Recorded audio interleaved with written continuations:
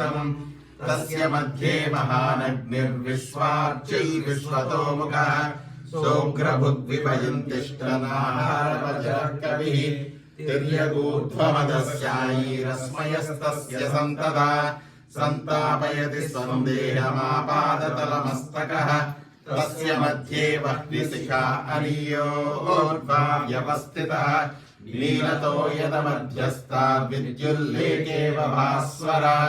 नीवारशूकवर्तन्वी पीताभास्वत्यनुपमा तस्याः शिखाया मध्ये परमात्मा व्यवस्थितः स ब्रह्म स शिवः स हरिस्तेन्द्रः सोऽक्षरः परमस्वराट् योपाम् पुष्पम् वेद पुष्पवान् प्रजावान् पशुमान् भवति चन्द्रमा वा अपाम् पुष्पम् पुष्पवान् प्रजावान् पशुमान् भवति य एवं वेद योपामायतनं वेद आयतनवान् भवति अग्निर्वा अपामायतनम् आयतनवान् भवति यो अग्नेरायतनं वेद आयतनवान् भवति आपो वा अग्नेरायतनम् आयतनवान् भवति य एवं वेद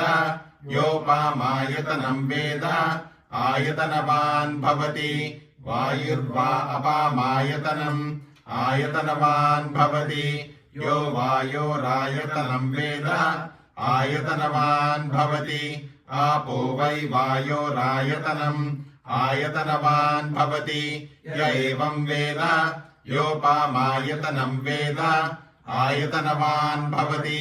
असौ वै तपन्नपामायतनम् आयतनवान् भवति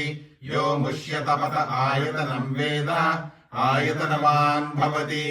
आपो वा आमुष्यतपत आयतनम्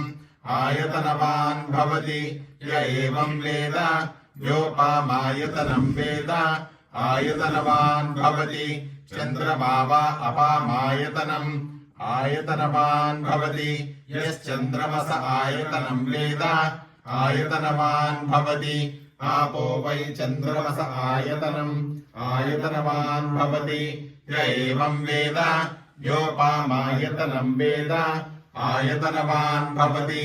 नक्षत्राणि वा अपामायतनम् आयतनवान् भवति यो नक्षत्राणामायतनं वेद